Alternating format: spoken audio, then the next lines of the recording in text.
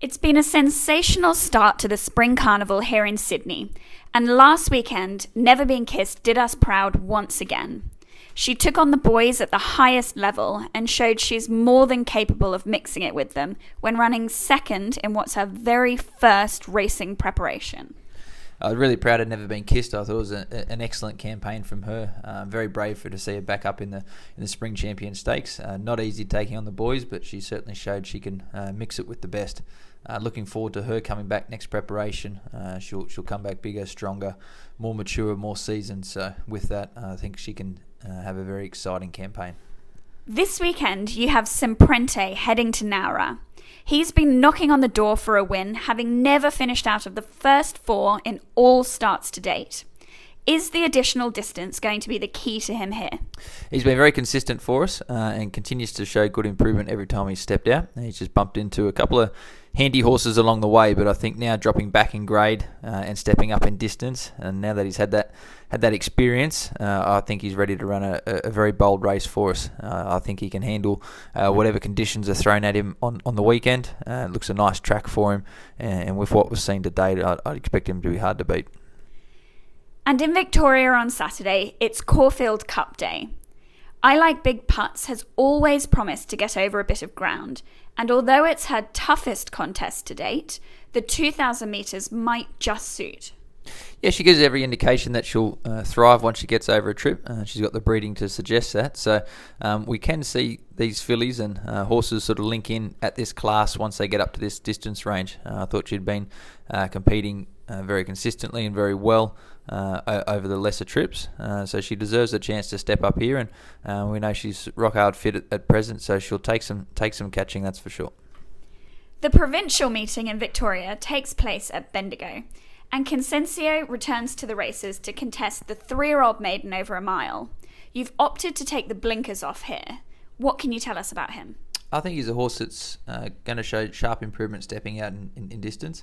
We sent him down there for some nice staying races and just allow him to go through his grades. So I think we're getting out to the right sort of trip for him now. He's bred to do that. Just taking off the blinkers will just help him settle over that distance and help him see it out strongly. And back on home soil, it's the day that many have been waiting for, Everest Day. For the first time in many months, crowds will be returning, so it's a really exciting day for all. Hushwriter and Entente contest the $500,000 St. Leger Stakes. Tell us a little about them and their preparations towards this prestigious race. Really looking forward to having everyone back at the races this weekend. Be great to get some atmosphere back for these big events, and none bigger than Everest Day. Kicking off with the St. Leger, Entente's coming through an excellent run in the Metropolitan Handicap, where he's just nosed out into second place. I think he's really held his form well.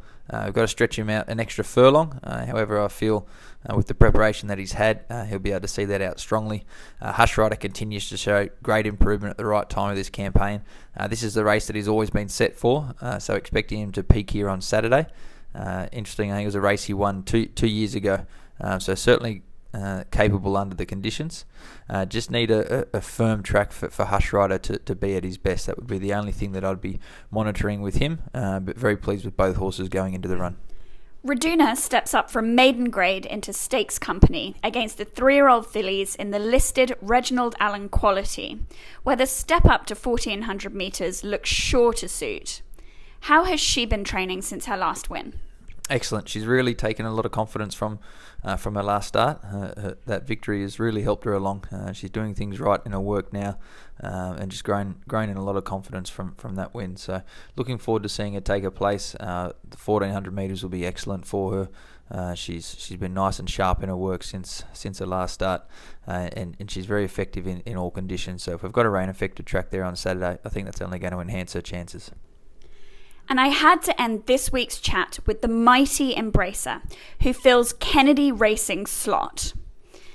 When you named him as your horse to follow back in April, I'm not sure any of us knew the lofty heights he would be scaling this spring, but he has well and truly earned his place in the Everest, which is worth an astounding $15 million. Well, it's certainly been an exciting build-up since April for this horse, so he's couldn't have him any fitter going into Saturday's race. So well and truly going to be his grand final, and he looks in great shape. So we're very fortunate to have the opportunity from James Kennedy, who's got a very successful business in Kennedy's Jewellery. We interestingly first met James when he sponsored the Oaks, which we won with Pinot. That was our first introduction to James.